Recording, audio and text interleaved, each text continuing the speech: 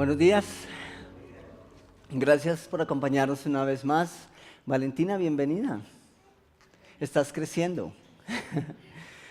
Bienvenidos todos, cada uno de ustedes. Muchas gracias por acompañarnos una vez más. Gracias al equipo de Alabanza por habernos guiado esta mañana a adorar. Muchas gracias. Empezamos una nueva serie esta mañana, basada en el libro de Nehemías. Y la verdad, creo que ha sido uno de los módulos, cuando estaba en instituto, fue uno de los módulos que más me cautivó. La vida de Nehemías merece nuestra atención. Y quiero invitarles a que estemos muy pendientes. Yo sé que algunas personas están cansadas por toda la actividad de ayer. Sé que algunos hemos venido de unas semanas pesadas. Pero quiero rogarles que estemos muy atentos, porque si nos perdemos en los detalles del trasfondo en el cual Nehemías desarrolló su ministerio, es posible que vamos a perder parte de la esencia, y eso sería un pecado, ¿sí? Entonces, por favor, quiero rogarles que mantengan la atención. Voy a tratar de mantenerla en ustedes, porque no quiero que pierdan los detalles, ¿ok? ¿Estamos de acuerdo? Listo. Quiero comenzar diciéndoles esta mañana que la historia del pueblo de Israel, la historia de la nación de Israel, como la conocemos en la Biblia y como aún la conocemos en la actualidad, comenzó aproximadamente 2000 años antes de Jesucristo, ¿sí? 2000 años antes de Cristo. Pero solo unos 1000 años antes de Cristo, la nación de Israel logró tener un gran significado a nivel mundial. Es decir, aunque la promesa estaba y aunque Dios ya venía conformando su nación, después de que tomaron posesión de la tierra prometida y que se establecieron, que ellos empezaron a figurar en el mundo como una nación, ¿sí? Ya abandonaron el desierto y se establecieron, y no fueron cualquier nación. Pasaron a ser una de las naciones más potentes y con más renombre en su contexto, y aún lo son. Pero ¿qué ocurre después? Una vez que Israel toma posesión como nación, goza de unidad en un promedio de 120 años, en el que es gobernada por 3 grandes reyes, sus 3 primeros reyes, y eso lo vimos el año pasado a través del estudio de la historia. ¿Recuerdan? ¿Recuerdan ustedes cuáles fueron esos 3 reyes? El primero de ellos fue Saúl, ¿cierto? El pueblo se cansó y dijo: no queremos que Dios sea más nuestro rey, queremos un hombre como lo tienen las demás naciones. Entonces Dios colocó al primer rey, el rey Saúl. Y desafortunadamente las cosas con ese rey no fueron bien, tanto que Dios tuvo que quitarlo del trono. Y luego, ¿quién lo sucede? David, ¿cierto? Y las cosas con David marcharon de una manera completamente diferente a como marcharon con Saúl. Pero después que David necesita entregar el trono a su sucesor, ¿quién lo recibe? El rey Salomón, el hombre más inteligente o con más sabiduría, más sabio que la historia haya tenido, ¿cierto? Pero ¿recuerdan ustedes qué pasó después de la muerte de Salomón? El autor de las crónicas, creo que eso es Crónicas, fue en Primera de Reyes 11, versículos 11 al 12. No estoy seguro, si estoy mal, ustedes me corrigen, pero la cita que voy a leer sí es bíblica, ¿ok? Si es de Crónicas o Primera de Reyes, ahora no estoy seguro. Pero lo que él dice es: y dijo Jehová a Salomón, por cuanto ha habido esto en ti, que pues el pecado de Salomón, dice, y no has guardado mi pacto y mis estatutos que yo te mandé, romperé de ti el reino. Y lo entregaré a tu siervo. Sin embargo, no lo haré en tus días por amor a David tu padre. Lo romperé de la mano de tu hijo. ¿Y quién era ese hijo? Roboam, ¿sí? Y empezó la división del reino con Jeroboam y Roboam, ¿cierto? Estos 2 señores dividieron la nación de Israel. Cuando Salomón murió, hubo una división en las filas militares de la nación. Israel se convirtió en un reino dividido. Y hay una imagen que tal vez proyecta o nos ayuda a entender un poquitico algunos datos que son muy claves para entenderlos. 10 de esas 12 tribus que conformaban la nación de Israel 10 de esas tribus emigraron hacia el norte y establecieron su capital en Samaria.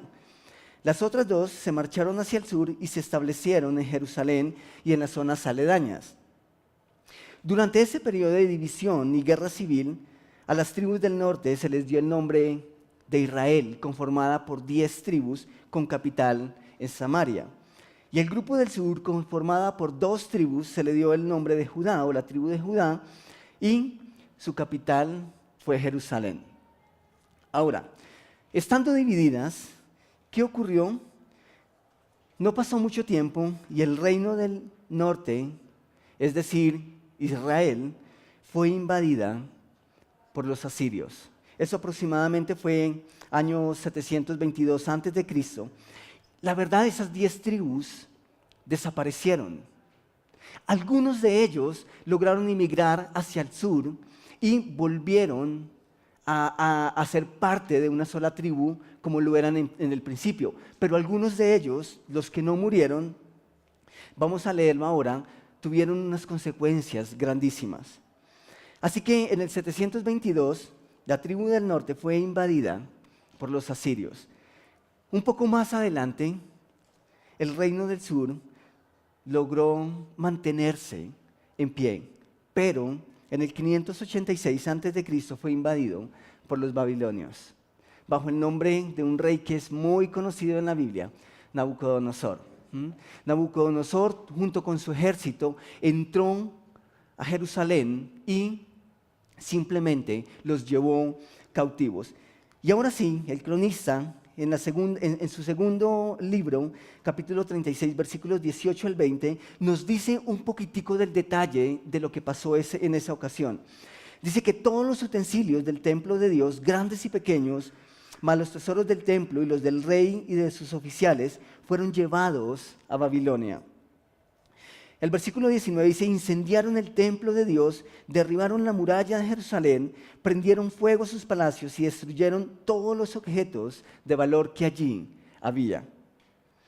A los que se salvaron de la muerte, el rey se los llevó a Babilonia y fueron esclavos suyos y de sus hijos hasta el establecimiento del reino persa.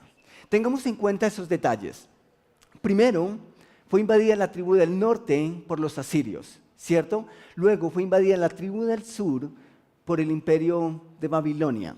Y luego, aquí nos está diciendo que va a venir otro reino que va a ser el reino persa. Necesitamos tener esos detalles muy, muy en cuenta. Por ahora, quiero que enfoquemos nuestra atención en 2 elementos que acabamos de leer: la casa de Dios, o el templo de Dios, y la muralla de Jerusalén. Así que pensemos por un momento en la casa de Dios. No necesitamos ser judíos para considerar el dolor que el enemigo había causado a través del daño que habían logrado. Yo recuerdo, tenía 3 años de edad cuando aconteció lo de la avalancha de Armero. Tal vez algunos aquí no habían nacido todavía. Yo tenía 3, 4 años de edad cuando eso ocurrió. Quizá el peor desastre que como nación hemos tenido que experimentar, el peor desastre natural.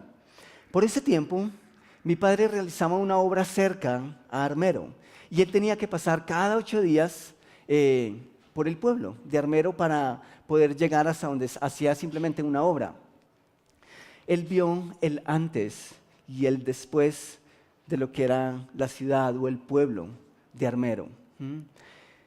Luego que pasó la avalancha, papá me llevó, había pasado como un mes, y él me llevó a que lo acompañara a uno de sus viajes. Y yo pude ver lo que había quedado de lo que era uno de los pueblos más prósperos de ese tiempo. Literalmente era una playa blanca. No se veía absolutamente nada excepto algunas cruces, muy pocas. Pero papá me decía que ese era uno de los pueblos más prósperos. Sin embargo, luego que aconteció este desastre natural, quedó solo una playa. Era realmente desolación. Era muy, muy triste ver eso. Papá tuvo el infortunio, puedo decir, de ver lo que fue hermoso y luego lo que era simplemente ruinas. Algunas veces nosotros vemos la cara triste y luego tenemos la oportunidad de ver la cara hermosa. Pero en el caso de papá vio las dos caras. Mi caso solo vi la cara triste, la desolada, la de las ruinas. 10 años después aproximadamente, Dios me llevó a vivir en Ibagué, en una urbanización de sobrevivientes de la avalancha de Armero. Y fue interesante sentarme, poder escuchar algunas historias de primera mano, de personas que vivieron el desastre y que lograron sobrevivir. Ha pasado el tiempo y es increíble cómo algunos de ellos cuentan la historia mientras secan lágrimas de sus mejillas, recordando lo que fueron y lo que pudieron ser. Algunos perdieron familias completas, algunos son únicos sobrevivientes y vivieron para contar la triste historia de lo que fueron y de lo que ahora ya no tienen. Pues algo similar le aconteció a la nación de Israel. Y digo algo similar porque el dolor depende de quien venga el daño, ¿sí? De quien lo cause. En el caso de los desastres naturales, uno mira a Dios y le pregunta, ¿por qué? En el caso de Israel, que el dolor fue causado por hombres, yo creo que tenían unos ingredientes particulares. Era humillación. Los habitantes que no murieron fueron esclavizados con sus familias, con sus esposas, con sus hijos. Ahora eran esclavos. Y quiero que prestemos mucha atención a lo que escribe el salmista. Se dice que este salmo que vamos a leer fue escrito en ese tiempo de esclavitud. Escuchen lo que dice el Salmo 137, versículos 1 al 6. Dice, junto a los ríos de Babilonia nos sentábamos y llorábamos al acordarnos de Sión o de Jerusalén. En los álamos que había en la ciudad, colgábamos nuestras arpas. Allí, los que nos tenían cautivos nos pedían que entonáramos canciones. Nuestros opresores nos pedían estar alegres y nos decían, cántenos un cántico de Sión. ¿Cómo cantar las canciones del Señor en una tierra extraña? Ah, Jerusalén, Jerusalén, si llegara yo a olvidarte, que la mano derecha se me seque. Si de ti no me acordara, ni te pusiera por encima de mi propia alegría, que la lengua se me pegue al paladar. ¿Notan ustedes el sentimiento y el dolor en esas palabras? Lo primero que ellos dicen es que se sentaban y lloraban. ¿Por qué se sentaban y lloraban? ¿Cómo no hacerlo? No solo eran esclavos, sino que ahora se lamentaban por no tener todo el privilegio que habían perdido a causa de su desobediencia. No solamente habían perdido amigos, familias, sino también riquezas y el lugar donde ellos adoraban a su Dios. Eso era de gran valor para ellos. También dicen que al no poder entonar una canción, ¿qué hicieron con sus instrumentos? Los colgaron. Colgar las arpas, qué palabras más trágicas. No había razones para componer una nueva canción. No había razones para cantar. Dicen, ¿cómo cantar las canciones del Señor en una tierra extraña? Y saben, esto tiene una connotación bien importante. ¿Ustedes cantan alabanzas en el baño? ¿Sí? ¿Honestamente lo hacen? Es una de las cosas que podemos hacer y es genial. Tal vez ustedes escuchan alabanzas mientras van en el bus, en Transmilenio, encienden el carro y automáticamente empieza a sonar Hillsong, sus artistas favoritos. Eso es genial. Uno fácilmente puede estar con un grupo de amigos, especialmente si son creyentes, y uno puede estar susurrando canciones que se cantan en el lugar donde se reúne la iglesia. Pero para el pueblo de Israel eso era completamente diferente. Para los judíos eso tenía una connotación completamente diferente. Las canciones espirituales se cantaban única y exclusivamente en el templo. Y se cantaban en las ceremonias espirituales. No se cantaban ni en otras ocasiones ni en otro lugar. ¿Saben qué es especial? Que el pueblo judío, para los hebreos, el lugar de la alabanza y la alabanza van de la mano, son inseparables. Para ellos, su convicción y su criterio y su creencia es que se debe adorar única y exclusivamente en el templo, no en otro lugar. Así que por eso son las palabras del salmista. No era simplemente una canción, una situación de cantar o no. Era que no podían cantar porque no estaban en el lugar donde según ellos debían cantar a su Dios. Jerusalén ya no estaba. Las paredes estaban completamente destruidas. El templo había sido incendiado. Así que ellos no tenían una razón para cantar a su Dios. Sin embargo, parece que los opresores tenían una connotación diferente de lo que para ellos significaba cantar a Dios. Los opresores les decían, cántenos, entonen una canción. Imagino que eran coros impresionantemente bellos, pero coros que los opresores no entendían por qué se cantaban. Los judíos sí sabían la importancia de esos coros, pero también sabían que si no estaban en el templo, ellos no podían hacerlo. En pocas palabras, para el judío, el canto dirigido a Dios no es un mero entretenimiento. Y tampoco lo debe ser para nosotros. Creo que este es el momento para decirles, por favor, cuando vengan a la iglesia no se pierdan la alabanza. Vale la pena programar la agenda, vale la pena hacer el esfuerzo. Creo que de eso tenemos mucho que aprender de los judíos. No es un relleno, no es para motivarnos un poquito ni para entrar en calor. Debe ser algo tan especial, dirigido a Dios. Y los judíos nos enseñan eso de una manera muy, muy especial. ¿Recuerdan ustedes, hablando de esto, la charla de Jesús con la mujer samaritana? Está la mujer samaritana en el pozo tratando de sacar agua y luego llega Jesús, que no se pueden juntar judíos con samaritanos, es decir, los de la tribu del norte con los de la tribu del sur. Y Jesús le pide agua a esta mujer y la mujer básicamente le dice, tú siendo judío, me pides agua a mí que soy samaritana. Es más, a una mujer eso no es lícito según la ley. Y empieza una conversación ahí. Y la conclusión de esa conversación termina con el hecho de que la mujer le dice a Jesús, nuestros padres adoraron en este lugar y merecen que este sea el lugar en el que se adore a Dios. Y luego Jesús dice, viene la hora en que los hijos de Dios adorarán, ¿en qué? En espíritu y en verdad.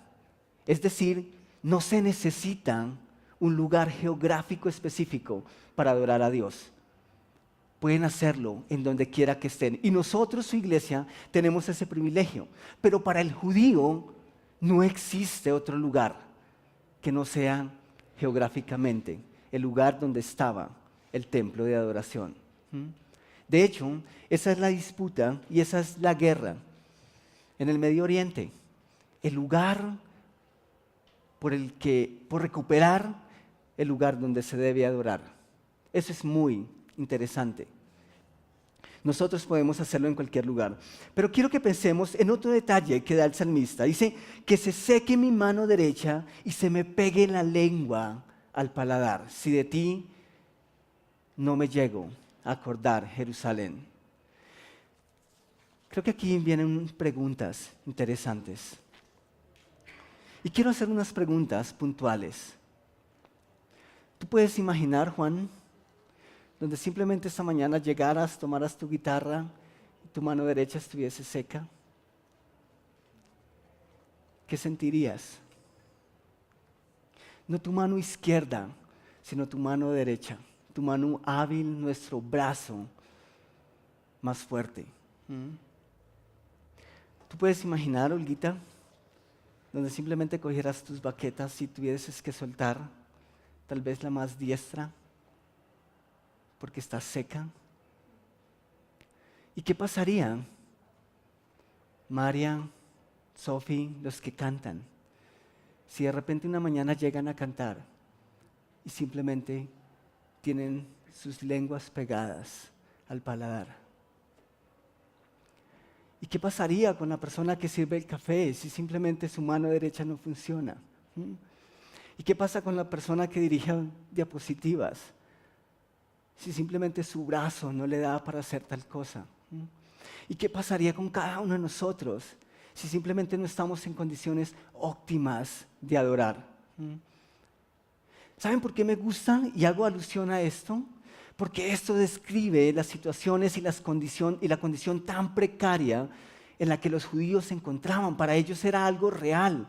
Nosotros vemos su historia como historia, pero ellos lo vivieron en carne propia.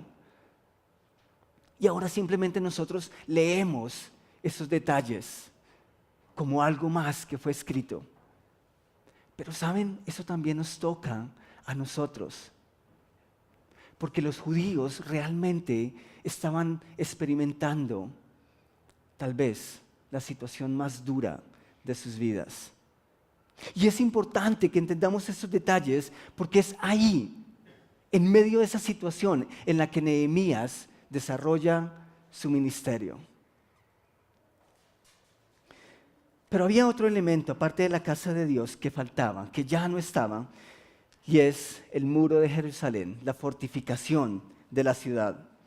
Así que quiero que pensemos por un momento en el muro de Jerusalén, en esa muralla. ¿Saben? Dicho de otra forma, el muro era Jerusalén lo que la mano derecha era a los que interpretaban el arpa. Si ese muro ya no estaba, tampoco existía la ciudad. Si la mano derecha está seca, entonces no podemos interpretar un instrumento. El muro de Jerusalén era lo que la lengua a los que entonaban los cánticos al Señor. En aquellos tiempos las ciudades exhibían sus fortalezas a través de sus muros. Una ciudad amurallada era una ciudad segura, era una ciudad protegida. Por el contrario, cuando una ciudad no tenía sus muros, no tenía sus murallas, era vulnerable, era sinónimo de debilidad, eran vulnerables. ¿Saben ustedes? Dice la historia que aproximadamente eran muros que podían superar los 10 metros de altura. O sea, casi imposibles de atravesarlos. Y dice que su espesor en algunas ocasiones superaba los 2.5 metros. Realmente eran unas murallas impresionantes. Y también se dice, según la historia, hay datos que dicen que en los filos o en las partes planas de los muros, algunas personas o familias de escasos recursos se les permitía construir sus hogares. Así que ustedes pueden calcular la densidad de esos muros. Pero ¿qué pasaba cuando esos muros caían? Simplemente las ciudades eran amenazadas. Significa que cualquiera podía entrar, robar y hacer daño. Y eso fue lo que le ocurrió a Jerusalén a manos del ejército de Babilonia. Derribaron los muros y con ellos la protección del pueblo. Quemaron la ciudad y robaron todas las riquezas, incluyendo los utensilios sagrados. Eso era una completa humillación para el pueblo de Israel. Por un momento cesó el canto. Los instrumentos estuvieron en silencio, colgados en las ramas de los árboles en una nación extraña que no entendía la verdadera razón de sus sonidos. Adorar al único Dios vivo. Pero no estuvieron colgados para siempre. En su infinita misericordia, Dios mantendría la promesa de reunir a su pueblo. Ahora, la pregunta es, ¿Cuándo? ¿Y quién asumiría ese reto? ¿Cuál sería esa persona que estaría dispuesta a decir, Dios, yo quiero ir? Yo quiero colocar mi mano, yo quiero colocar mi fuerza para reconstruir esa ciudad a la que tanto amas. La respuesta o la primera parte de la respuesta a esa pregunta la encontramos en el primer texto que leímos esta mañana. En Crónicas 36, en Segunda de Crónicas capítulo 36, versículo 20, dice que a los que se salvaron de la muerte, el rey se los llevó a Babilonia y fueron esclavos suyos y de sus hijos hasta el establecimiento del reino persa. Y por favor, si puedes subrayar ese hasta, háganlo, porque es de suma importancia. Me encanta ese hasta y por eso está en mayúscula. Eso es mío. En la Biblia no está en mayúscula. Pero me encanta ese hasta porque señala que Dios no había abandonado a su pueblo. Aunque su pueblo estaba ahora en ruinas, Dios no lo había olvidado. Si bien Dios les permitió vivir las consecuencias de su desobediencia, Dios no los desechó. Dios nunca los soltó. Dios nunca los abandonó. Así como cantábamos esta mañana. Ese hasta me recuerda que Dios está en control de todo y que cumple sus promesas. Su pueblo yacía en ruinas hasta había un momento en el que Dios iba a permitir el regreso de su nación a ocupar su tierra.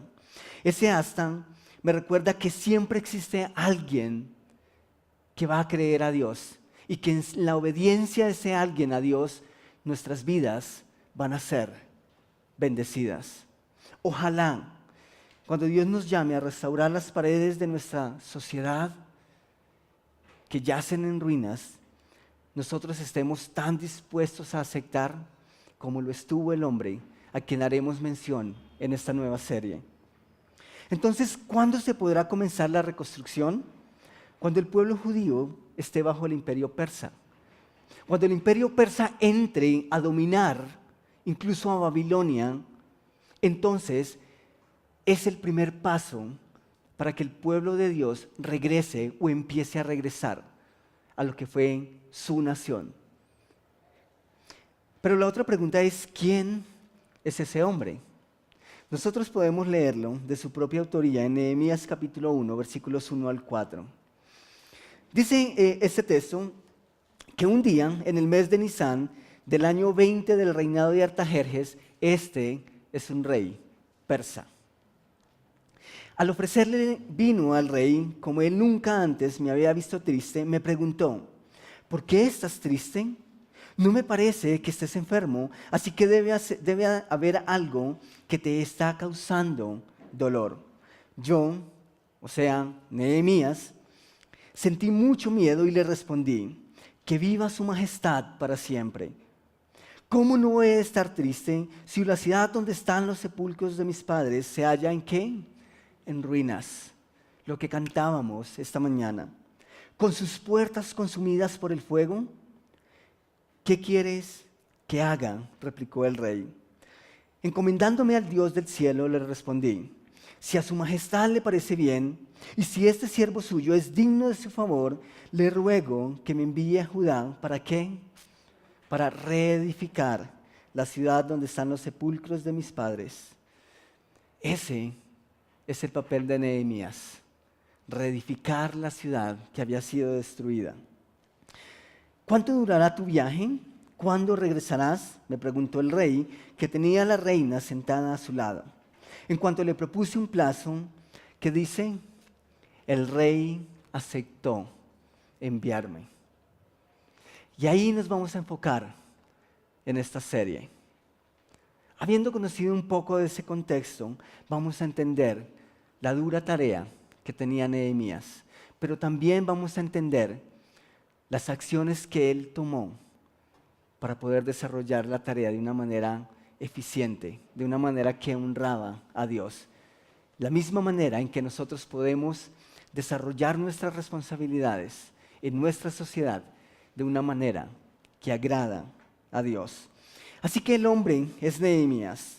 el hombre que Dios utilizó para levantar los muros físicos de su amada Jerusalén, pero es también el hombre a través del cual espero que Dios nos hable mientras repasamos las circunstancias que le rodearon mientras él hacía la tarea. Y quiero concluir con lo siguiente esta mañana, hablando de muros, hablando de Jerusalén y los muros de protección que rodeaban la ciudad. Dios se dirige en Isaías 49, versículos 15 y 16, se dirige a su amada Jerusalén. Y noten las palabras con las que Dios se refiere a su amada ciudad. Dice: ¿se olvidará la mujer de lo que dio a luz para dejar de compadecerse del hijo de su vientre? Aunque olvide ella, yo nunca me olvidaré de ti. Básicamente lo que dice Dios es: puede olvidarse una madre de su hijo, pero nunca me olvidaré de ti, Jerusalén. He aquí que en las palmas de las manos te tengo esculpida. Delante de mí siempre están tus muros. Esto me hace pensar como los amantes apasionados que quieren tatuar el nombre de sus amadas, no importa en qué parte del cuerpo. Esto me hace pensar en cómo personas, en cómo amantes tatúan o graban en sus cuerpos alguna señal que recuerde su amor por ellos. Dios dice que es como si el nombre de Jerusalén estuviese escrito en la palma de sus manos. Lo que Dios decía a su pueblo era básicamente lo siguiente: las vidas de ustedes son como muros que están continuamente delante de mí. He escrito la vida de cada uno de ustedes en las palmas de mis manos. ¿Y saben qué es lo más hermoso? Eso es verdad para nosotros. Eso es igual para ti y para mí. Nuestras vidas están en las palmas de las manos de nuestro Dios, esculpidas, de tal manera que Dios nunca, absolutamente nunca, se olvidará de nosotros. Nunca se olvidará de sus hijos. Entonces, sabiendo eso, caben algunas preguntas con las que quiero que ustedes se hagan y que contesten ahí en sus mentes. ¿Cómo están los muros de sus vidas? ¿Realmente están fortificados? ¿Cómo están esos muros que impiden que el enemigo entre al interior de sus corazones, al interior de sus mentes y haga daño? ¿Están fortificados? Espero que no estén en ruinas. Pero aún si tú miras tu vida esta mañana y dices: definitivamente mis muros de protección están por el suelo, hay esperanza. Y Dios quiere que empieces a levantarlos uno a uno. Tal vez en esos muros se han abierto algunas grietas por donde el enemigo ha logrado penetrar y ha logrado hacer daño, o quizá está haciendo daño. Es posible que algunos ladrillos están sueltos y merecen revisarlos. Tal vez algunas grietas se están abriendo y si no prestamos atención, se van a seguir abriendo. Y Dios hoy nos está llamando a tomar cartas en el asunto.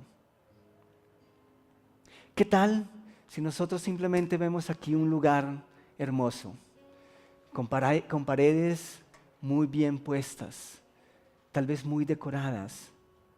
Pero ¿qué si nuestras vidas están deterioradas? ¿Qué si los muros espirituales, nuestros valores, nuestros principios están en ruinas? Creo que eso merece nuestra atención. Si tú estás aquí esta mañana y no sabes cuál es tu estado espiritual, Dios esta mañana tiene una invitación especial para ti y quiere empezar a reconstruir tu vida, comenzando por el paso más importante, y es reparando tu vida espiritual. Así que si tú estás aquí esta mañana y logras entender, o mejor, no sabes cuál es tu estado delante de Dios, tú mereces preguntarle a Dios, ¿cómo estoy delante de ti? Y las Escrituras declaran que si tú no has aceptado a Cristo como tu Salvador personal, entonces tu vida espiritual yace en ruinas. Este es un llamado para que permitas a Jesús entrar a tu vida y comenzar a reconstruir. Así que yo te invito esta mañana para que des ese paso, para que permitas a Jesús hacerlo. Y hay personas, las personas que te recibieron esta mañana a la entrada, están dispuestas a guiarte. Yo estoy dispuesto a mostrarte en las Escrituras qué debes hacer. Así que por favor, presta atención a lo que Dios te está hablando esta mañana. Pero ahora quiero que tomemos un tiempo para pensar en nosotros que ya hemos tomado la decisión por Jesús. Y que Jesús ya ha restaurado esa vida que estaba rota, esa vida espiritual que estaba rota. Saben, casi siempre los muros no caen de la noche a la mañana. Los muros empiezan por un ladrillo que se afloja, una parte de la mezcla tal vez, y luego aparece una grieta en el muro. Luego la parte agrietada empieza a desmoronarse y de repente se abrió un agujero mucho más grande. Entonces, por ese agujero que ha sido descuidado, la maleza del pecado comienza a crecer en nuestras vidas. Comienza a pasar del otro lado. Y poco a poco, el enemigo empieza a tener más y más importancia dentro de nuestras vidas. Así que por favor, vale la pena revisar nuestros muros. El líder que nos invita a reconstruir es el Espíritu Santo. Y Él es el que continuamente reconstruye dentro de nosotros. Todo el tiempo. Cada vez que el ladrillo de la oración está a punto de caer, el Espíritu Santo nos dice, hay que volverlo a acomodar. Cada vez que el ladrillo de nuestra congregación, del tiempo de congregación, está a punto de caer, el Espíritu Santo nos dice que es importante estar en la congregación, que es importante apartar ese tiempo para llegar como iglesia delante de Dios.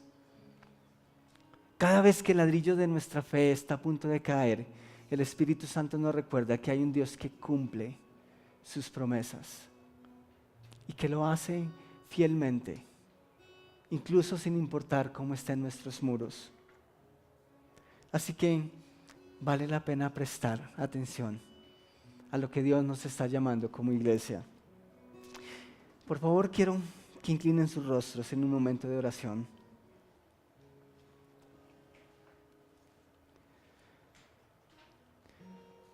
Quiero invitarles a que a partir de esta serie nosotros veamos nuestras vidas como muros, construidas a partir de valores y principios que encontramos en la Biblia y que Dios nos ha dado. Y cada uno de esos ladrillos fortifica nuestras vidas. La oración, nuestra fe, nuestro tiempo de alabanza, nuestro tiempo en familia, esos son ladrillos con los cuales Dios quiere que construyamos esos muros.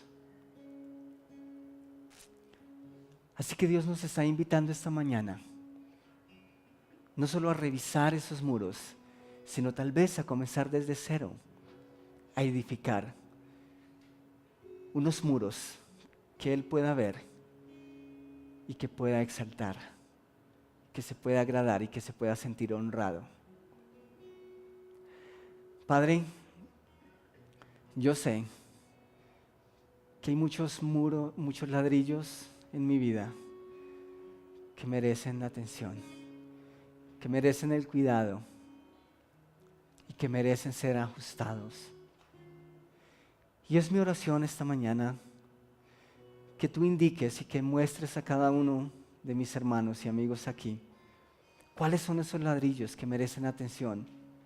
Tal vez cuáles son esos ladrillos que ahora, hoy mismo, están por el suelo, están abandonados, que parecen en ruinas. Yo te ruego, Espíritu Santo, que tú hables a nuestras vidas de tal modo que podamos tomar ese ladrillo y colocarlo donde debe estar, para que nuestras vidas sean fortificadas. Que cuando el enemigo quiera penetrar esos muros le resulte imposible, porque están bien puestos, porque están bien cimentados en ti. Y Padre, que la gloriosa labor de estos muros físicos que hizo Nehemías sea una analogía que nos ayude a comprender la importancia de nuestra protección espiritual. Yo te ruego, Rey, que nuestras vidas gocen, que nuestra iglesia goce de muros fortificados en ti. En el precioso nombre de tu Hijo. Amén.